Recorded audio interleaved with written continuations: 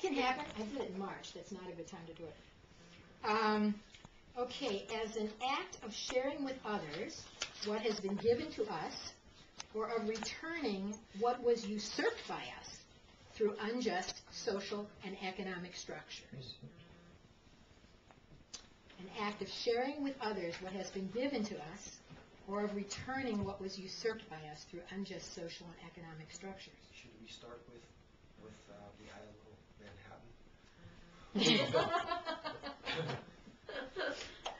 Well, you know, one of the things, I worked with Native people a few years, in 86 and 87, 88, on some different things, and I remember saying to an elder there, I said, you know, as a European American, I am a thief.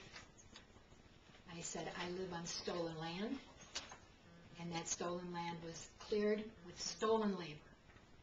And I act like I had nothing to do with that.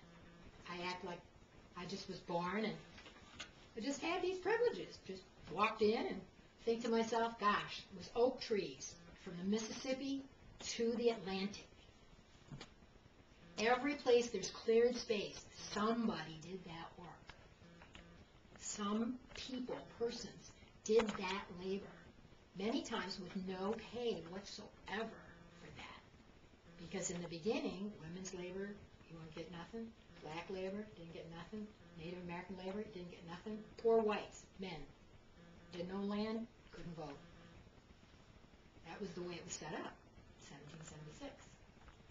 So I look at that and I think to myself, I come into this world as a European American, and I have the privilege of class. I have the privilege of race, an artificial construct as far as I'm concerned. I have all kinds of privileges just because I happen to be in this body, just because I happen to be walking through the world at this time. That's called unearned privilege.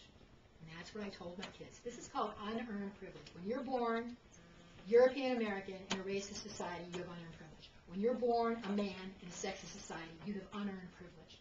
When you're born and you're heterosexual in the kind of society we have, you know, you're born into this unearned privilege. So what's the difference between unearned privilege and earned privilege? Say you go and you study carpentry and you work and you build houses and you help. That's an earned privilege. Say you're old, you're an elder, you've had experiences, you speak to those experiences. That's an earned privilege. What's the difference between unearned and earned? And how does our forgetting, or just not even being aware of what unearned privilege is? Because the people in this room, we walk around with that. We walk around with that privilege. So what does that mean when we don't think about that, or when we don't admit that, or when we don't know that? It means that we may not be grateful, for instance. And gratitude is the best. It is the best. Or I can say, I am grateful that I have been born in this way and with these privileges. Now, what am I going to do about it? I'm not just going to sit here feeling grateful.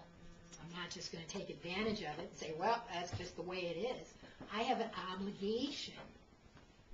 In that quote, was that quote, from whom to whom much is given, much is expected?